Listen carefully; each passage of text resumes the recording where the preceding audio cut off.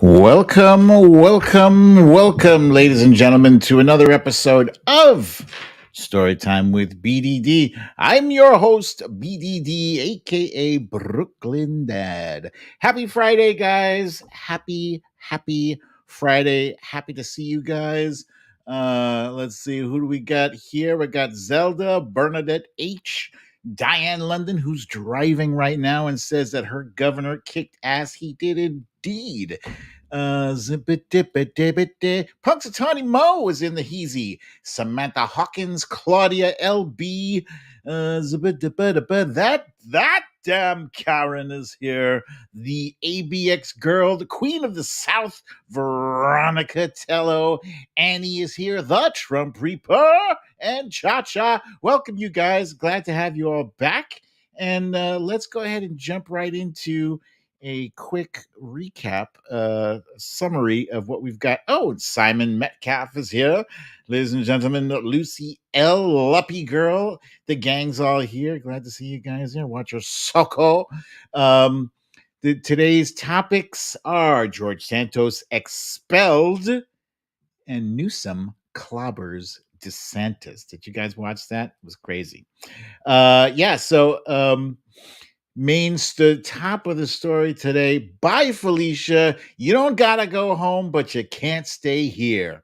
George Santos was voted out of Congress, and in a debate that really nobody asked to see, but we got it anyway. You asked for it, you didn't ask for it, but you got it. DeSantis, why would you do that to yourself? We'll get into that. And in a shocker, this was actually quite a shocker to me when I learned this morning that Israel apparently knew, according to a New York Times report, Israel knew about Hamas's attack plan more than a year ago. Holy cheesy. Wow. And of course, if this is your first time watching the show, make sure you subscribe. Hit the subscribe button. It's in the lower right corner of the screen. And make sure you also hit that like button. It looks like this. Hit that like button. Thank you very much. And before I get into the whole content of the show here, I just want to say our house is in full Christmas mode. And it's not just wifey. I like to say that I'm going along with, all of the Christmas regalia and the decorations and whatnot, for her sake. But really, I enjoy it too. I really do. And man, I did put in some work setting up the lights outside. I'm kind of proud of myself. So yeah, I'm enjoying the spirit of Christmas season. Cindy C, Bernadette H, Sunias, Valerie G. I see you guys. Marie Maniscalco. I see you too. And Scott S. Welcome, you guys. Okay, so first things first. Let's jump right on in. So I have been, wifey and I have been watching this show that I guess we're a little bit late to the party. It's called 1883. And first of all, I love period pieces like this where they kind of transport you back in time to where they didn't have air conditioning and they didn't have TV or vehicles. In fact, they didn't have like even plumbing. they didn't have they didn't have toilets. There's just one scene where the wife is talking to the husband and says, I heard that they have these fancy contraptions in the hotel room where the water comes all the way up to your room. Yeah. So 1883 is the story of the Dutton family. And yes, Veronica Taylor, that is Sam Elliott. The Dutton family, they traveled from Tennessee and they're making a pilgrimage across west going to Oregon. And their passage, they're being accompanied by a bunch of Dutch settlers. and it's a fantastic show. I can't possibly rave any more about this show than I have already. It's starring Tim McGraw and Faith Hill. And if those names sound familiar to you, it's because Tim McGraw is a singer, and I think his wife Faith Hill is also a singer, and they are both really good actors as well. And of course, the always dependable Sam Elliott and his mustache are in the show. Sam Elliott plays like a guide. He's the guy who's helping them go west. And a newcomer, a young lady by the name of Isabel May, she plays the lead in this. She's actually the narrator. Um, she's an 18-year-old,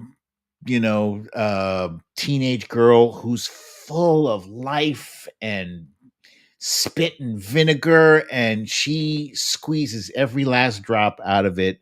Such a good show. I can't say enough about it. Now, it's a precursor to shows that are already like happening. One is called 1923, which chronologically falls after 1883, but I think the first show and 1923 stars Harrison Ford and what's her name? Helen Mirren. Yeah. So it follows 1883, but really the first show that I believe appeared was Yellowstone, and that's starring Kevin Costner and a bunch of other folks. So, like I said, I'm late to the show. I'm not even sure if I'm going to enjoy Yellowstone as much as I enjoy like those old timey, Wild West. I love these Wild West shows. Like, this one, it feels very authentic. You can practically smell them. Am I buffering? Luppy Girl says I'm buffering. Um, I will try not to buffer, you guys. Okay. And tonight, Wifey and I are going to check out a movie that looks like it could possibly be like a trashy movie. It's starring Eddie Murphy. He doesn't have a great track record of late with these movies, these like silly comedy movies. He doesn't have a great track record, but I do still love me some Eddie Murphy. And he's joined by um, Tracy Ellis Ross, who, fun fact, I went to school with, ladies and gentlemen. I went to school with Tracy Ellis Ross. She's a couple of years younger than I am. And Candy Cane Lane is a Christmas themed movie. We are watching this tonight because I chose the last few movies and my choices really sucked. They were bad. They were movies I turned and looked at Wifey and I was like, I'm sorry. So I looked at her, I shrugged my shoulders. I'm sorry that this movie was so rotten. Yeah, so she does love the Christmas themed movies, so we are going to check this out tonight. And it looks like it's it starts off as a movie that's like a competition between people in a neighborhood who are trying to create the best Christmas displays. Philosophy, my friend. Thank you so much. Thank you for the kind donation. I appreciate you, buddy. So yeah, this looks like it could be, great fun. I love Eddie Murphy and Tracy Ellis Ross is fantastic. So, you know, how bad could it possibly be? Famous last words. I'll let you guys know. How bad could it be? How bad could this guy be? George Santos, you need to leave. I will say, you need to leave. And I wore my You Need to Leave t-shirt. Available on brooklynDadDefiant.com. You need to leave. Yeah, so it was a bipartisan vote. 311 voted to boot him versus 114. 114 voted to keep him, and that's a surprisingly high number. Now, as much as I hate to admit it, and I do hate to admit this, but this is actually a partial win for Republicans. This is a partial win. I'm calling it how I see it. How I see it, I was licking my chops. I was all ready to paste to slam the Republican Party as being the party of George Santos. I was ready.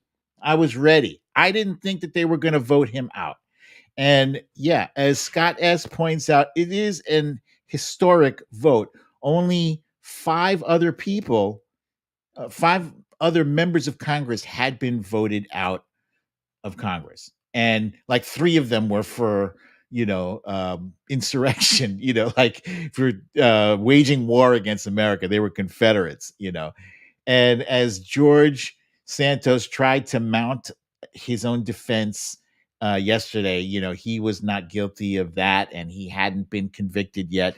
And I do recall not too long ago, our friend Jamie Raskin did point out that that George Santos hadn't been convicted. And are we setting a precedent?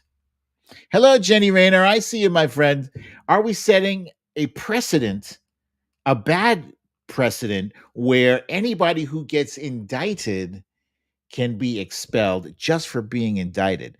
But that was before the results of the ethics committee. The House Ethics Committee came back and showed a whole laundry list of malfeasance, including the spending of campaign funds and donor funds. They love their donors. So you could he could have probably beaten an infant child with a bat with nails in it on the front lawn of the White House and still gotten away with it. But you cross those donors, you just written your own epitaph there. Just written your own epitaph. So yeah, the vote, it wasn't close. They needed a two-thirds majority to expel him, and they did get that. Two Democrats voted against it. If anybody knows who those Democrats were, can you please put that up in the comments? Because I haven't seen it yet. Hello, Wilbur McCarthy. I see you, buddy. And Cindy C. So there on the screen right there, those are the numbers right there. Yeah, there were 105 Republicans voted with 206 Democrats. 2 Democrats voted nay, 2 voted present, and 3 did not vote. They were not there. Diane says one of them was Jamie Raskin. No surprise there. That's interesting. That is interesting. And Wilbur McCarthy is pointing out that Menendez needs to be expelled. And you know what? I will say this. When the news came out about Bob Menendez from New Jersey, the Democratic senator from New Jersey, I was disgusted. I was disgusted because that brother has been in the news before, for corruption. And once again, that old saying, where there's smoke, there's fire. How many times is he going to come up, with how many times he specifically, why does he keep getting hit with these corruption things? And, it looks like he had a jacket stuffed full of cash and gold bars, and it's not looking good. But again, he has not been convicted. With that said, it looks bad. It looks bad from an optics point of view. It looks like, we can vote out George Santos, but we can't vote out our own. Sorry, but no, because we've already gone down that road. And Al Franken had to say goodbye to his Senate seat, and he didn't even get a trial. So I think Al Franken and Bob Menendez are two very different cases. I'm just saying. Just saying. If you're trying to make a point that we don't hold our own accountable, you're barking up the wrong tree, because we do. We do's that.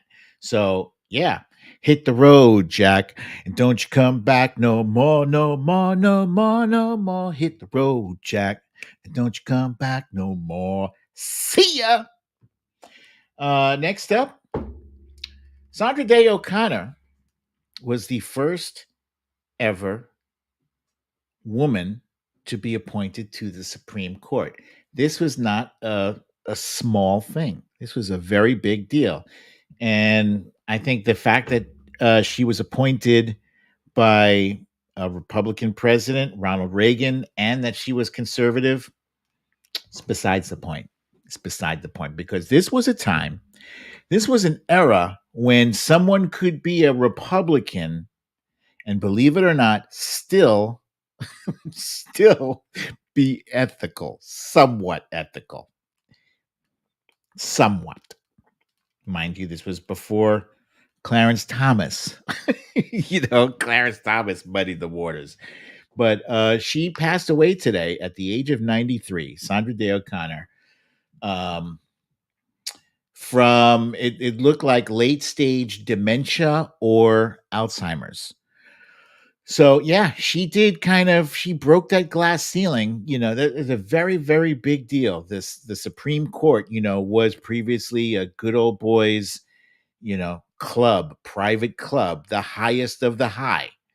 And she made it. So, and when I say that she was ethical, I mean, she often voted with liberals, despite the fact that she had, conservative bona fides.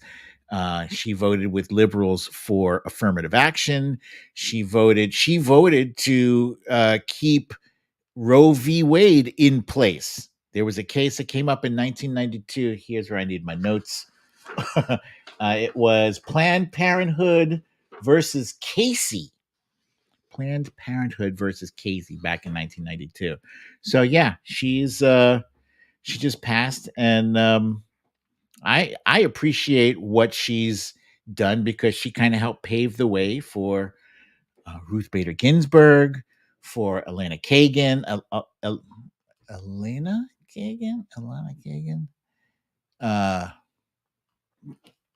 Yeah, all of them. So rest in peace. Back in the day, the Cuomo name used to mean something, right? When I was a kid, Mario Cuomo was the governor of New York. He was our governor, and he was widely respected, widely admired. He was a good governor, in my opinion. I mean, I wasn't following politics as closely back then as I do now, but to the best of my recollection, he was a good governor. And such a good governor, actually, that his kids kind of coasted off of the good will born by his name. Andrew on the left there in the picture there, and Chris on the right. Andrew went on to be the governor of New York. Chris went on to be a well-known, well-respected TV journalist on CNN. And when I say journalist, I use that word lightly. Since then, Andrew Cuomo went on to resign from his job after accusations of sexual harassment on the job.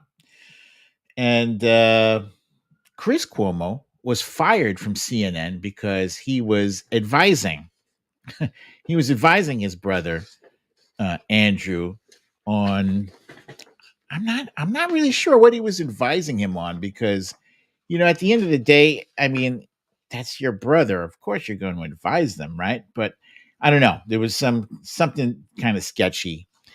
Anyway, he ended up resigning. And so both of these brothers have dragged the Cuomo name through the mud. And now Chris Cuomo has found his mouth saying the words that he would be okay, he would be open. Chris Cuomo said he would be open to voting for Donald Trump in the 2024 election. Yeah, I was stunned when I heard it myself. Stunned. Stunned, I tell you.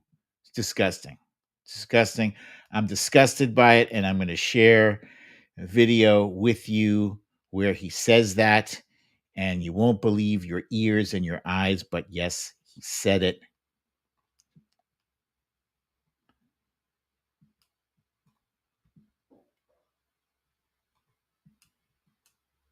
Oh, can't hear it. Hang on. Let's try that again. Let's turn the volume up. If it's Biden, Trump, look, for me, again, we survived a Trump administration. Would we survive another one? Yes. Yes. I don't think there's any greater risk to America with him than with Biden. And for people who are now going to attack me and say, what are you talking about? Trump is like this crazy man. Well, look, as Patrick says, the data is the data. Nobody was trying to kill us when Trump was president in a way that they're not now. If anything, there's more hostility. And you can have reasons for that any way you want. I'm just saying, existentially, I'm not afraid of a Trump presidency. Existentially, I'm not afraid of another Biden presidency because, unlike many people in America, I believe that the country is much stronger than any individual leader. We survived the Russia thing. We survived January 6th. We survived having Biden as a gaffe machine. We survived Congress going after each other and doing nothing for the rest of us. We survived these things. Are we better for it? No. Should we be doing things differently? Yes. I think it happens. I don't know when. I don't even know why. But, in terms of who I'm going to vote for, I would really have to see where we are at that moment in time. And so you're open to Trump vote? I am always open. And I'll tell you this. People say, oh, bullshit. You've never voted for a Republican in your life. Wrong.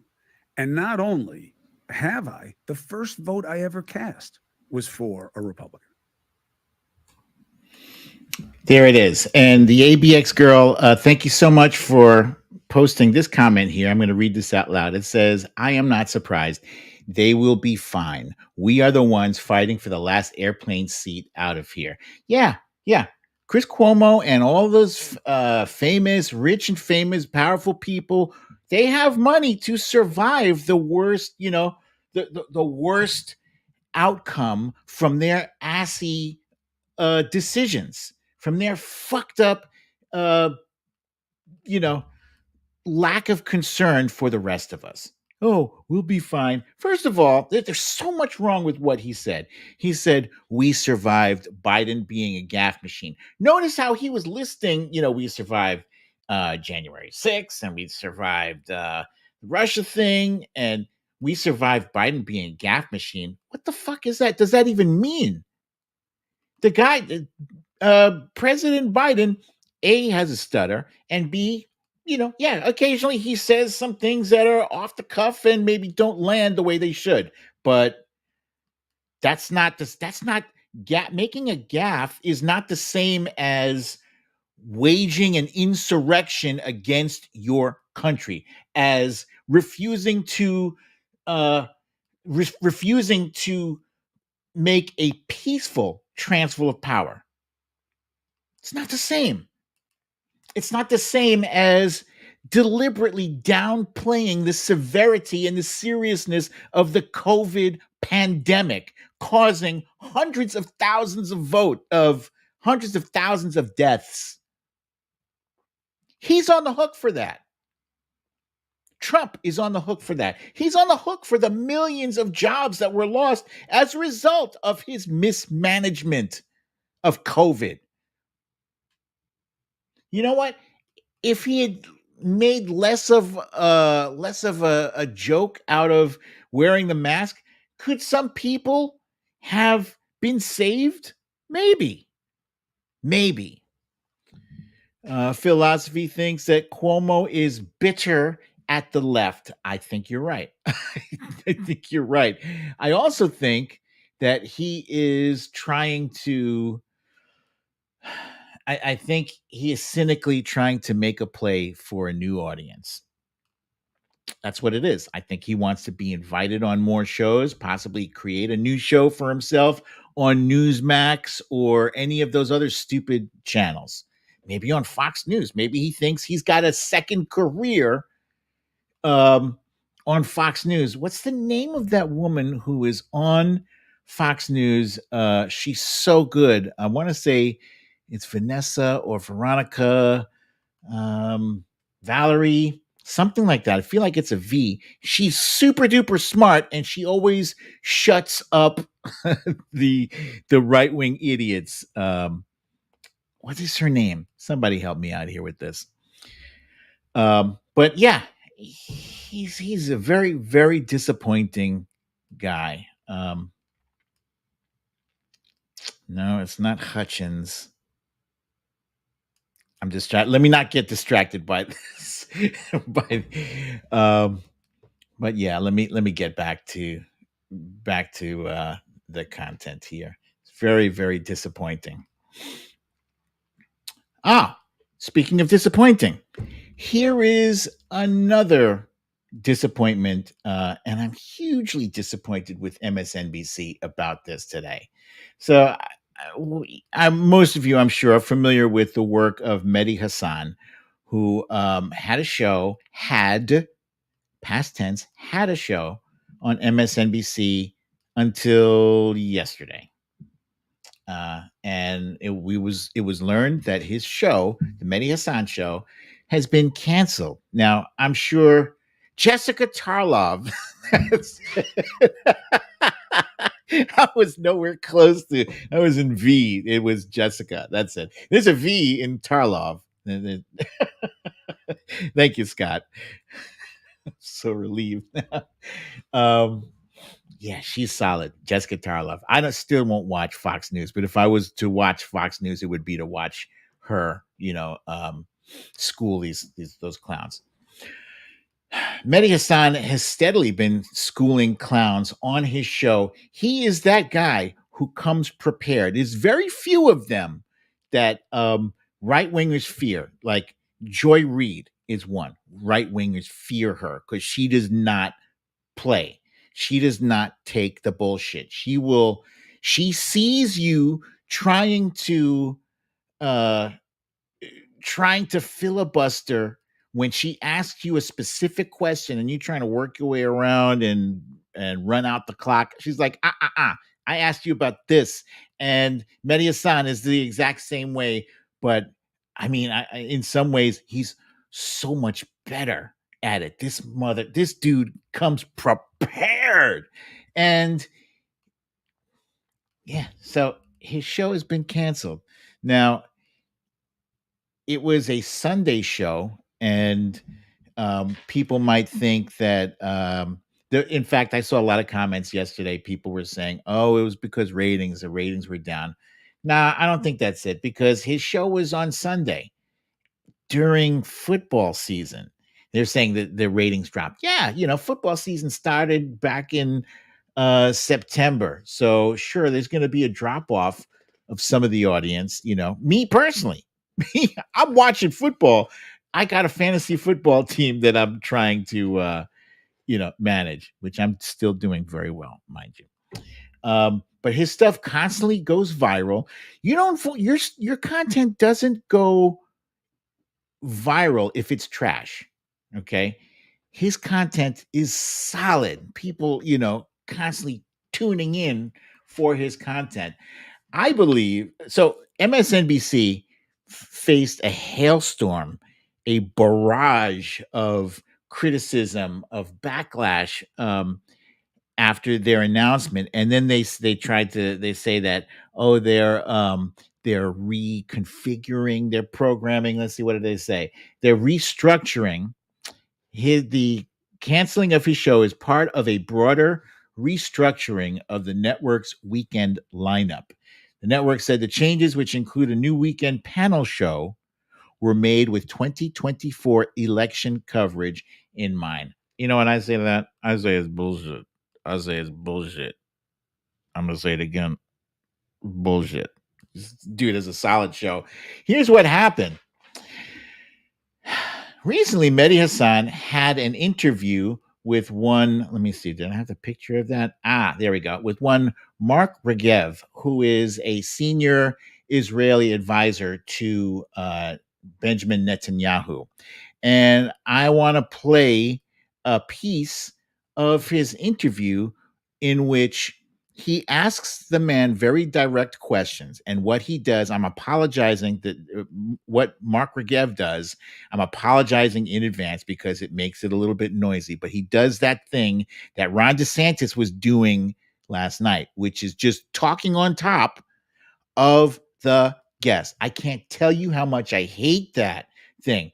You know, when you have nothing to say, you deliberately talk on top of the host. That way, nobody can hear anything. And it sounds like you're speaking, but really you're not. You're just fucking wasting time. You're just trying to run out the clock. So let me see. This is another one here. I'm going to share the screen with you guys here. Hold on. This was also a mistake, is the name of this one here. So the volume is down. Look, this operation is not one that we wanted, obviously. This war was forced upon Israel in the terrible attack of October 7th, and we are fighting back, and we will destroy Hamas. We'll dismantle their military machine, and we'll take apart their political control of Gaza. That's good for Israel for obvious reasons. We don't have to live in fear of terrorists crossing the border and killing our people, butchering our children in the middle of the night. But it's ultimately also good, and I hope you agree with me, it'll be good for the people of Gaza who deserve better than this terrible authoritarian, extreme Hamas regime.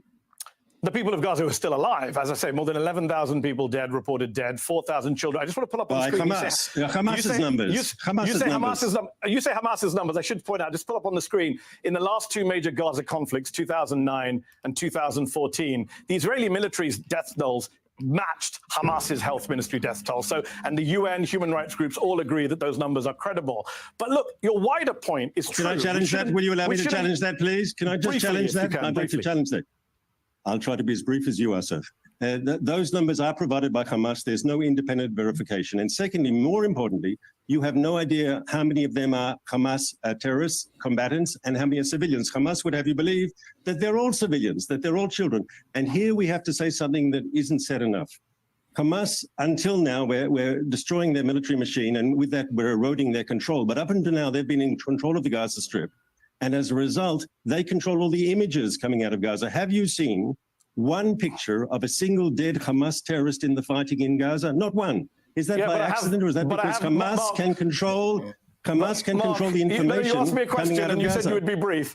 I haven't, you're right, but I have seen lots of children with my own lying eyes being pulled from the rubble. Because they're the pictures Hamas wants you to see. Exactly my point, because they're dead, they're the pictures Hamas wants. They're also people that your government has killed. You accept that, right? You've killed children, or do you deny that? No, I do not. I do not. First of all, you don't know how those people died, those children. Oh, wow. First of all, we don't want to see a single child killed. Okay, here's my question for you, Mark. I agree with you. I agree with you. We shouldn't blindly believe anything Hamas says.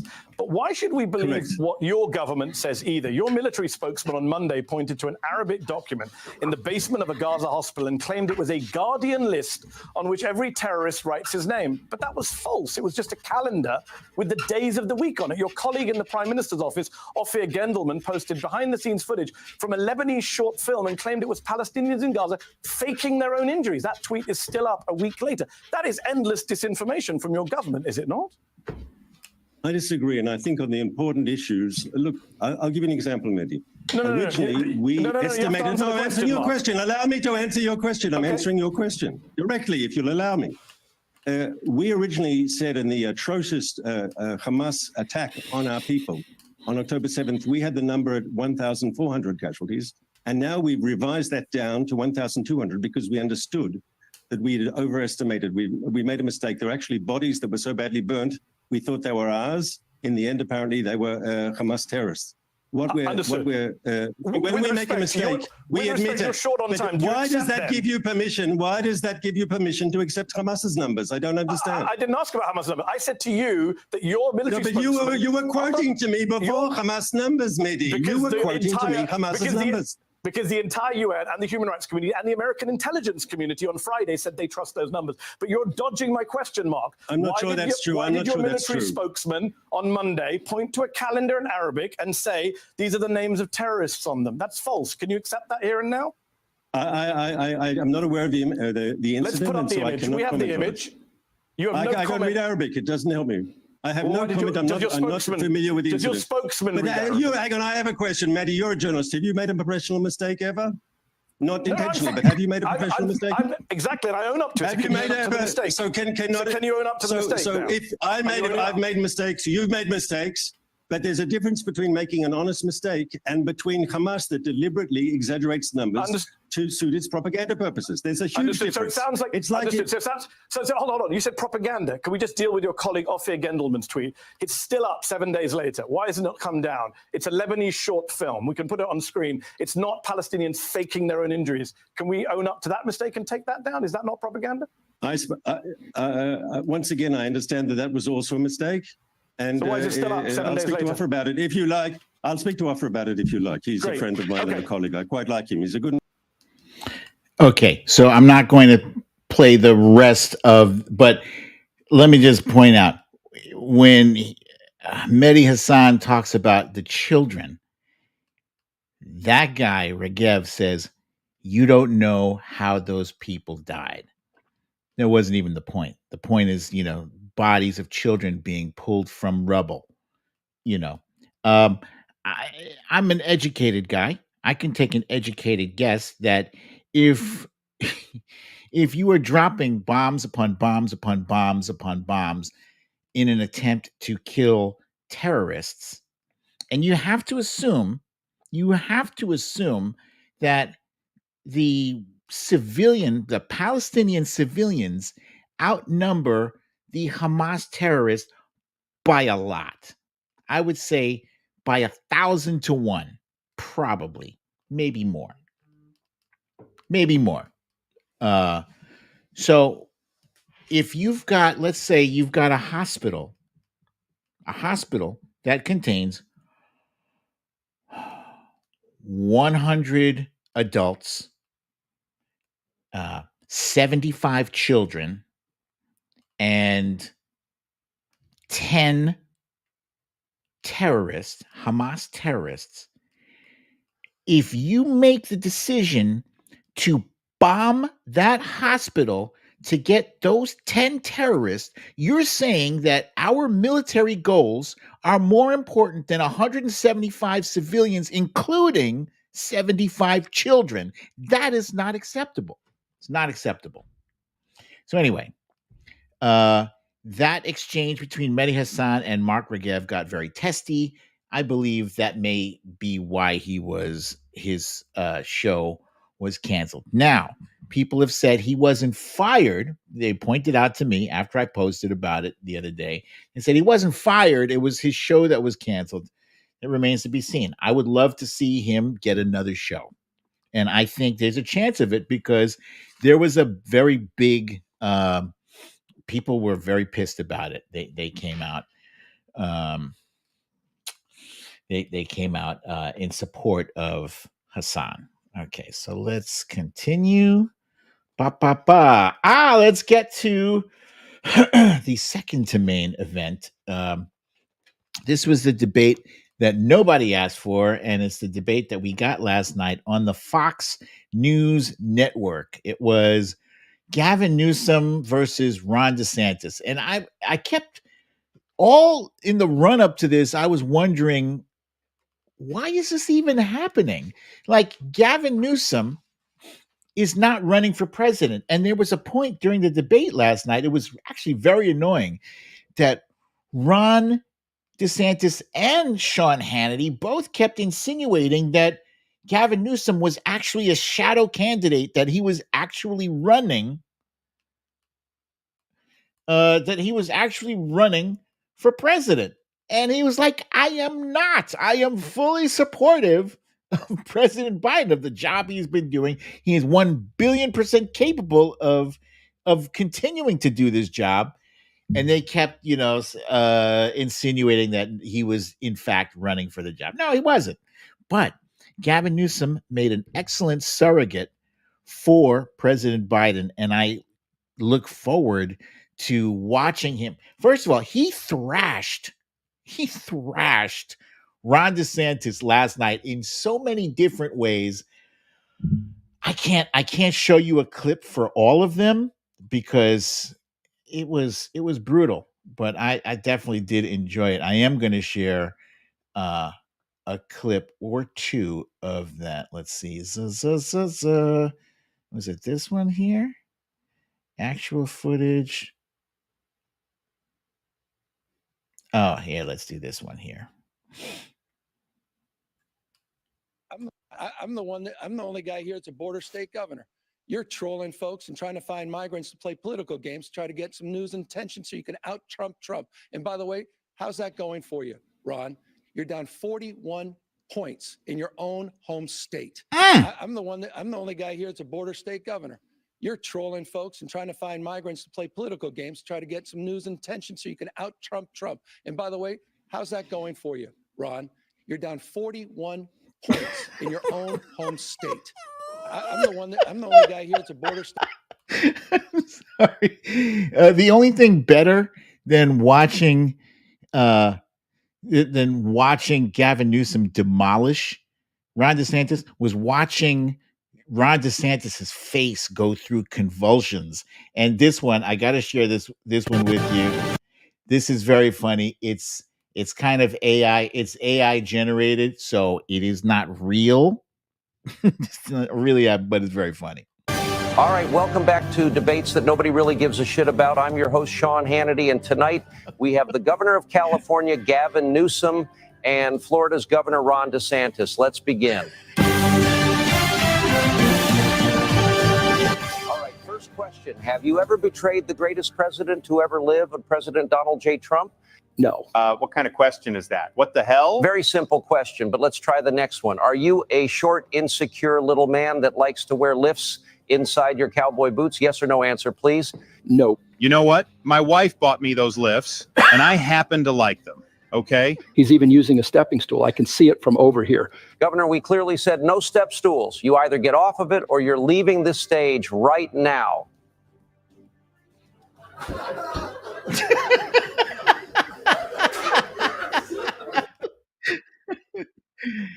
Okay.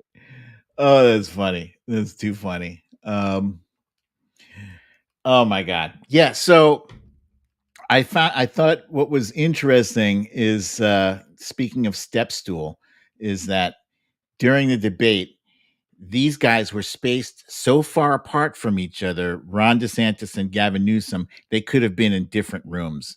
Yeah. So of course, Kayleigh McEnany today or last night was declaring that Ron DeSantis was the actual winner of this debate, but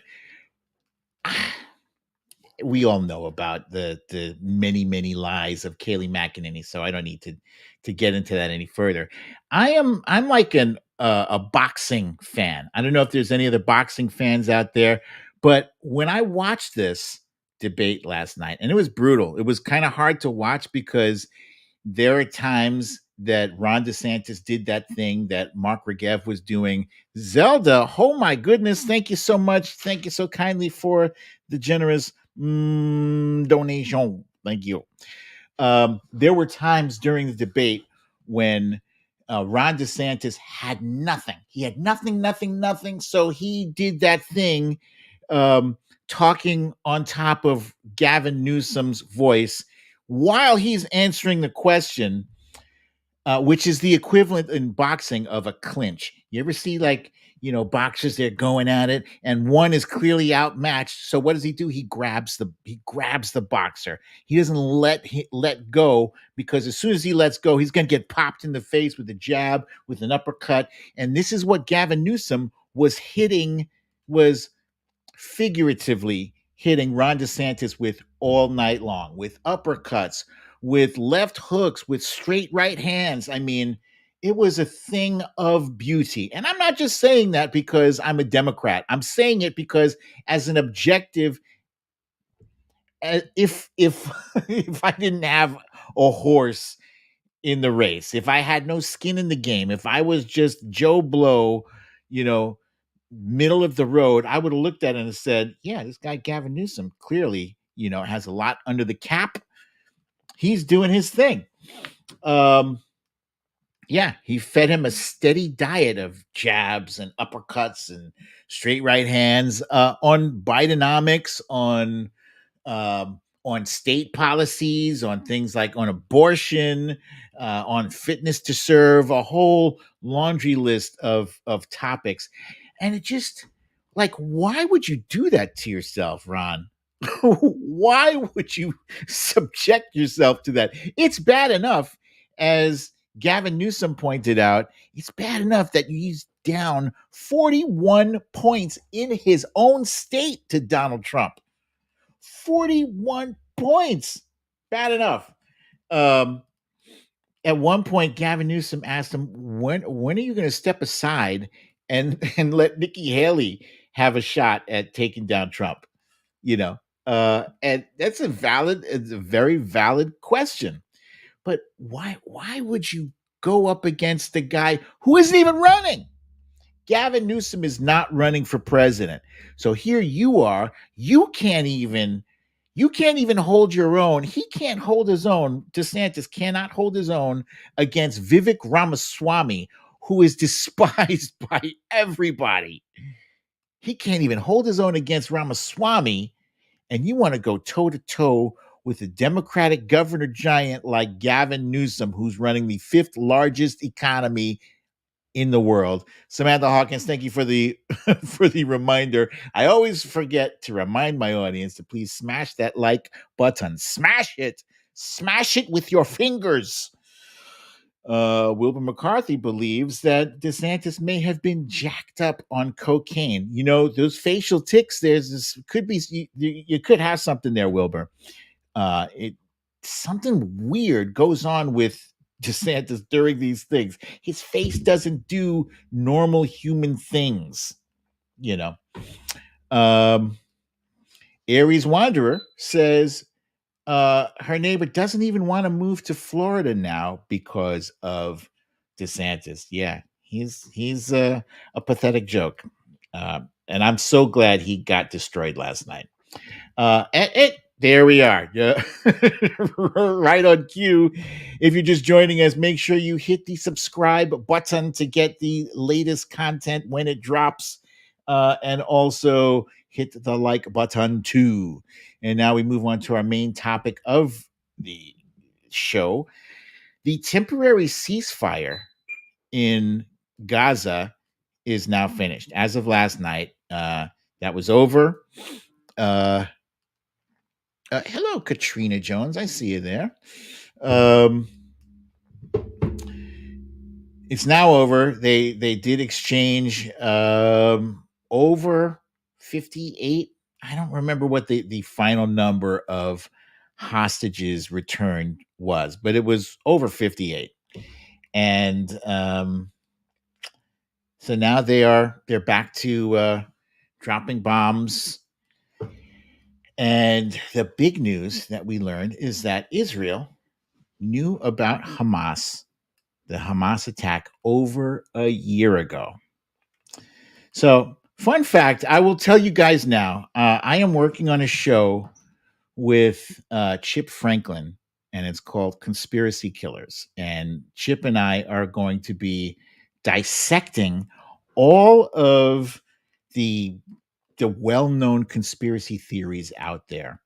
And we're going to dive in. We're going to have expert guests on the show, people who've written books about the topics, et cetera, et cetera. Everything from the JFK killing, assassination, to the moon landing, and, you name it, we're going to get into it. This, however, this was a report worked on by the New York Times. This is pretty big. This is a huge accusation. You know, if it's not true, if it's false, the New York Times has its reputation resting on this. You got to know that editors and publishers, everybody up the chain was vetting the veracity and the accuracy of their information. Let me read what it says here. Israel knew Hamas's attack plan more than a year ago. A blueprint reviewed by the Times laid out the attack in detail. Israeli officials dismissed it as aspirational and ignored specific warnings. Israeli officials obtained Hamas's battle plan for the October 7th terrorist attack more than a year before it happened. Documents, emails, and interviews show. But Israeli military and intelligence officials dismissed the plan as aspirational, considering it too difficult for Hamas to carry out. The approximately 40-page document, which the Israeli authorities codenamed Jericho Wall, outlined point by point exactly the kind of devastating invasion that led to the deaths of about 1,200 people.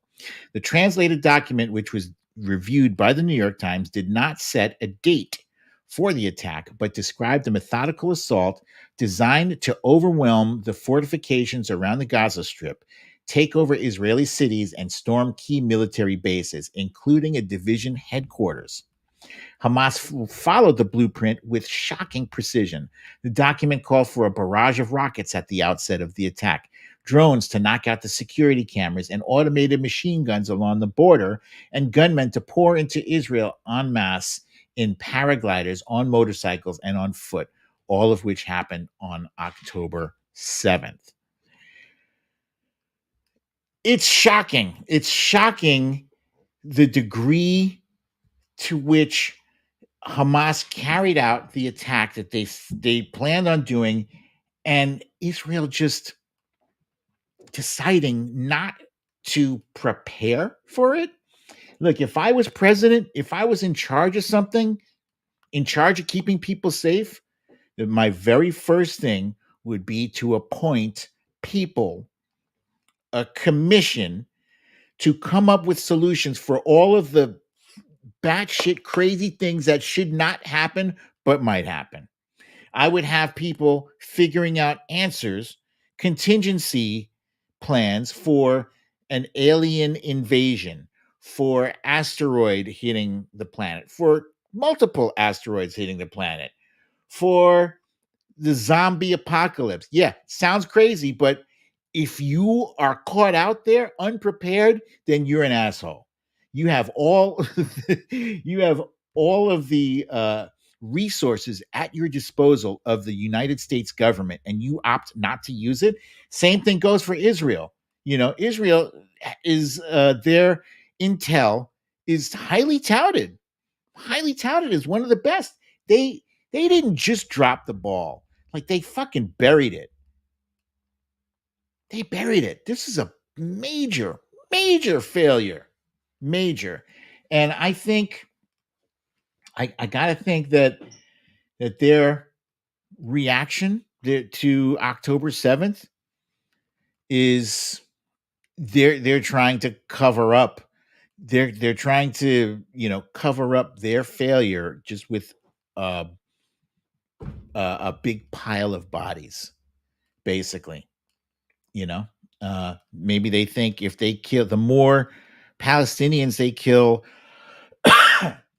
the less people will remember how titanically they fucked up. They fucked up big time. And you know what? If they had taken that seriously and anticipate, because you know what? Our own government has stopped quite a few terrorist attacks. I know, because I pay attention to that shit. We'll be watching it on MSNBC or whatever channel you watch. Another terrorist attack was foiled at the border, blah, blah, blah. We hear this shit, at least once a month. At least once a month. Another terrorist attack has been foiled. Let me put this up here. Scott says, Bibi won't do that. He is out for blood, power, and a new judicial power. So here is where, and I'm not accusing you, Scott, of being a conspiracy theorist. I'm taking the ball with this one, right? Here is where conspiracy theories, are born, right? Why? Why did the Israeli government not do something about this? Why didn't they plan for this contingency?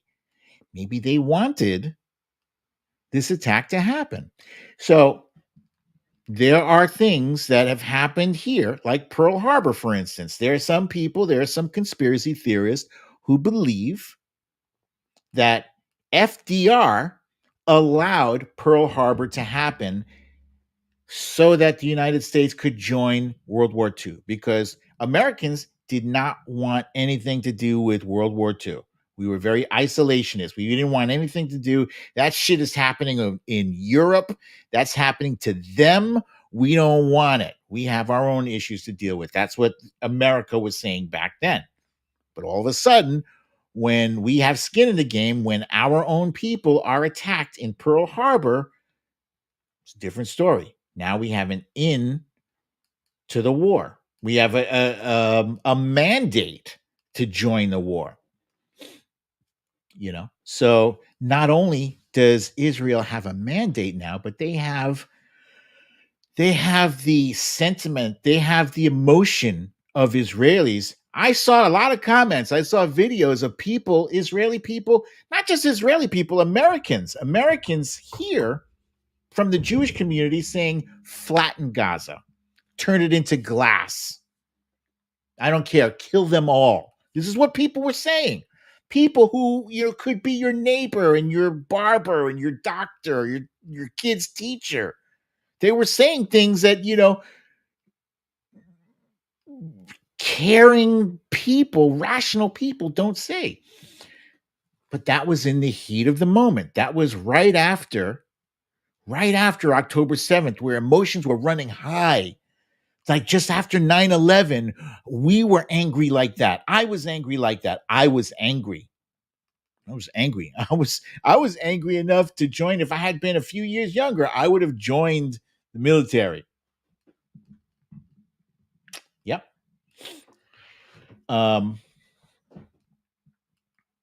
So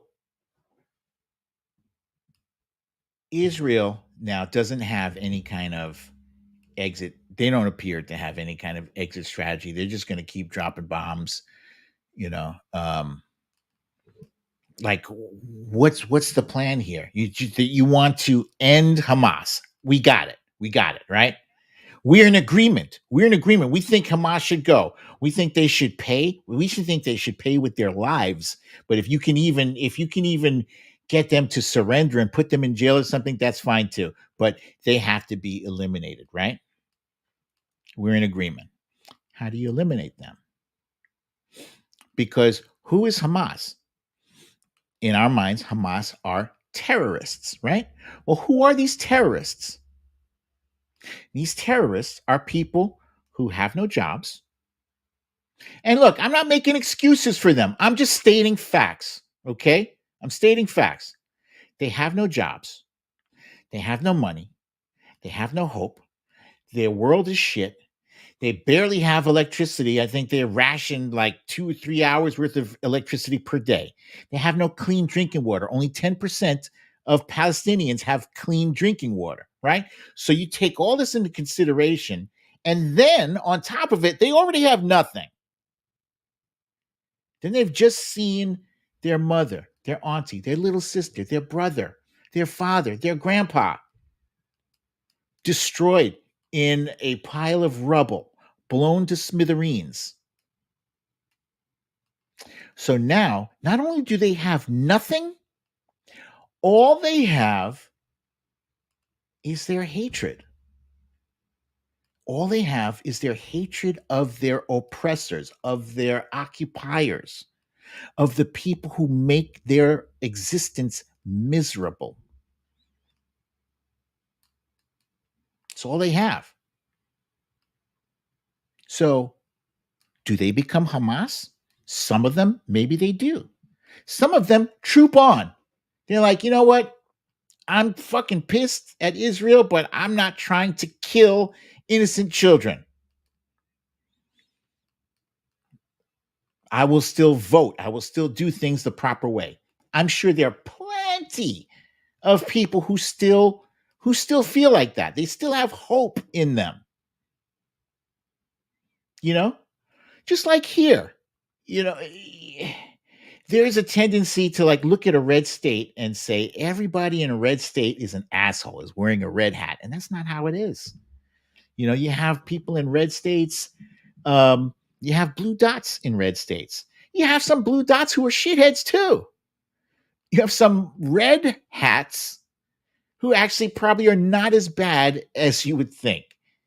They're just, they're just pissed off about the economy. They're pissed. They're not feeling the good effects of the economy as we are. But do you want to paint an entire state with a brush, like, and just, and just say they're all bad?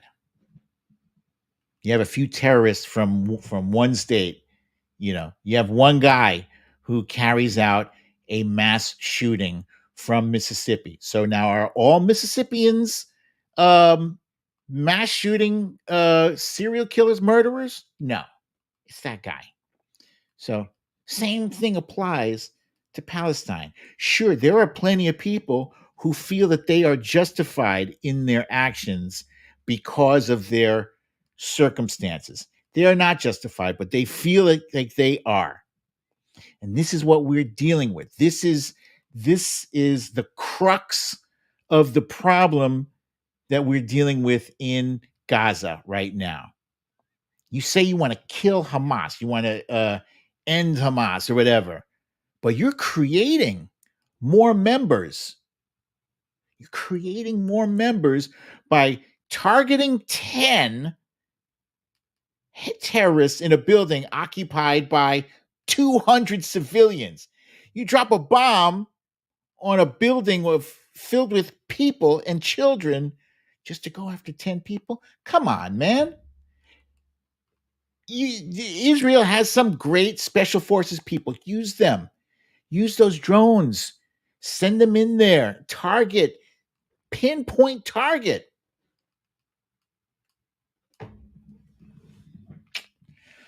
It is a horrible situation, but I feel like, Israel needs new leadership. I think earlier today I saw that Netanyahu said that he does not want the Palestinian Authority to have anything to do with, once Hamas is gone, he doesn't want the Palestinian Authority to have anything to do with running Gaza, with running Palestine. Why? Because Netanyahu doesn't want a two-state solution. A two-state solution is the only thing that is going to end the conflict. The two-state solution. There's no other acceptable solution. You have extremists on one side who said that Israel has no right to exist. You have extremists on the other side that say Palestine has no right to exist. Neither of those are acceptable. So if that's the case, the only thing that is acceptable is both must coexist side by side. You have to get to that point. You can't do that with Netanyahu in power, and you can't do that with Hamas in power.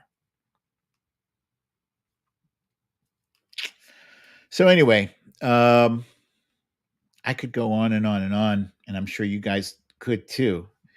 I feel like I know a lot more about this conflict than I did a month ago.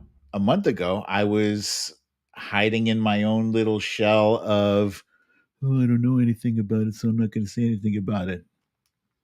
No.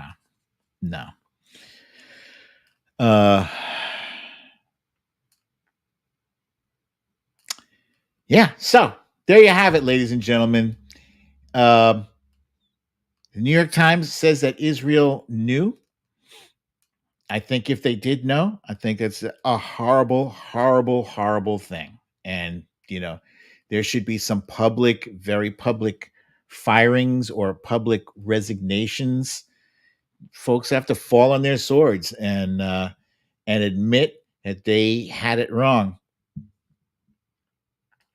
And I think the bombing needs to stop. I think, the October 7th, 1,400 people were killed. As of today, 14,000 Palestinians have been killed. How many bodies is enough? Were there 14,000 members of Hamas? Is that how many people are in Hamas? Does anybody have a number of how many Hamas terrorists there are? How many are you guys going after? Do you guys even know? Do you have a head count? How do you know when to stop? How do you know? Trust me, bro. I got this. No. I don't trust you. What's the number? If we started doing, man, damn it. We did do that, didn't we? In Afghanistan and Iraq.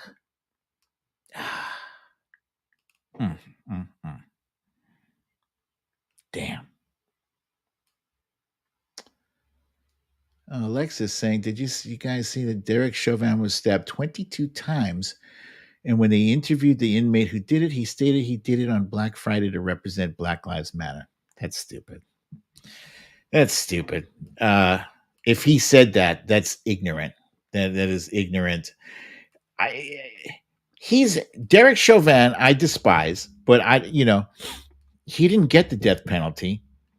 I don't think he should be murdered while he's serving his time. Like I said, I hate what he did. I don't want him murdered, and especially not in the name of Black Lives Matter. No, nope. All right, ladies and gentlemen, thank you for joining me for another episode of Storytime with BDD. I'm your host, BDD, aka Brooklyn Dad. As you guys know, it is Friday night. And Friday means it's pizza and movie night. I already told you what movie we're going to be watching. You already know I'm having pizza. So, you guys got any questions for me? Oh, by the way, did you guys see the crazy scene from Elon Musk in that interview where he told advertisers, go fuck yourselves? That's the most bizarre thing to me. This is a guy who is worth billions of dollars. I'm sure he has zero people in his orbit who tell him that his shit stinks. Even in the old ancient days, there was like one guy whose job was to remind the king, remember thou art human. Something like that. Yeah, he doesn't have anybody like that in his orbit. And it's bizarre. And then he backs it up by saying, when it's all said and done, everyone will know that Twitter is dead because advertisers killed it. Like, no, dude. Like, you have to correct your own stupid behavior. Advertisers are the customers. If your customers are accustomed to dining at your restaurant because it is Nazi free, and all of a sudden you let a whole lot of Nazis not only start having dinner and lunch at your establishment, but you don't stop them from harassing your customers, you're going to lose business. And it's not the fault of those customers who want to feel safe. These people are spending millions and millions of dollars for what? For their content to be featured alongside somebody using anti-Semitic slurs?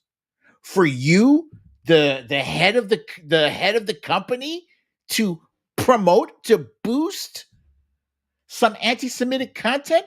What kind of shit is that? It's insane. I really hope that somebody, comes in and buys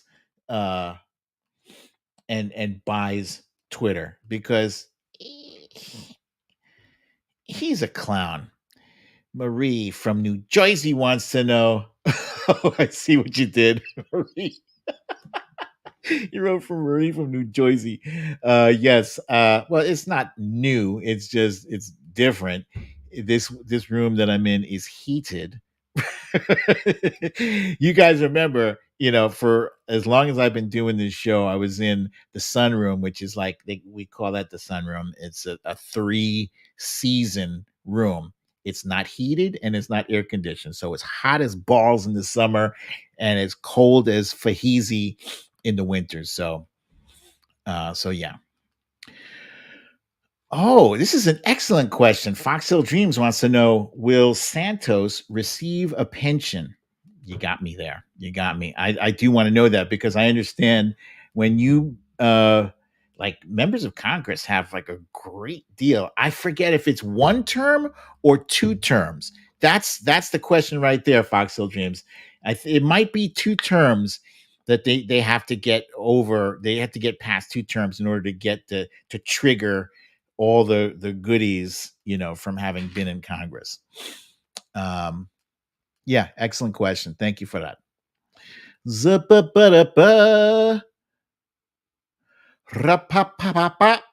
Let's see, what do we have here? Cindy. Cindy wants to know, why won't you watch Carnival Row? I will put that on my list of things to watch. Carnival Row. I don't even know what it's about, but I'm gonna check it out. I will see it. I will watch at least 1 episode. Wifey and I are in the middle of 15 different shows, believe it or not. Yeah, many. One of them, there's that monster thing. It's on Apple TV. It's about Godzilla and all that. That's fun. It's a fun show. Wilbur McCarthy with some wisdom. Religion is the cause of most wars. This is true. This is true. And Bernadette says, thanks for a great Storytime, BDD. Thank you, Bernadette. And thank you guys for joining me again for Storytime with BDD. I'm your host, BDD, aka Brooklyn Dad. The Trump Reaper says she misses the music quizzes. One of these days, we'll revisit that, right? That takes a lot of work, you guys. A lot of work. Yeah. So once again, if you have not gotten your shot yet, I guess you don't want it, because it's been available for a couple of years now. So, do it, please. Protect yourself. Oh, Scott S wants to know, when do you and Chip start? Chip and I have actually already recorded 1 full episode. We did the JFK thing, and I think we're going to record 3 more. We haven't posted them yet. And we're gonna do this up. We're gonna promote things, and you guys, I will ask you guys to help spread the word, so it has better attendance than my own show. But it's fun. Chip is a really, really smart guy, very experienced at this, so he's great at what he does. And I love, you guys know me. I've been telling you for as long as I've been doing this show how much I love conspiracies. I do. Like, I've had to keep that part of me suppressed for a long time. And my son, every once in a while, he'll come out of his room and say, hey, Dad, did you know blah, blah, blah, blah, blah? I'll be like, I'm very interested in the stuff that he is watching and learning. So yeah, we're going to have some fun with that show. I can't wait to share it with you guys. Hey, Aries Wanderer, your husband, Eric, your hubby is going to be 55 years old on Tuesday. Well, happy birthday to him. Make sure you show him this greeting from yours truly. Oh, Annie has an answer for us. BDD, Santos will not receive pension. It's 5 years.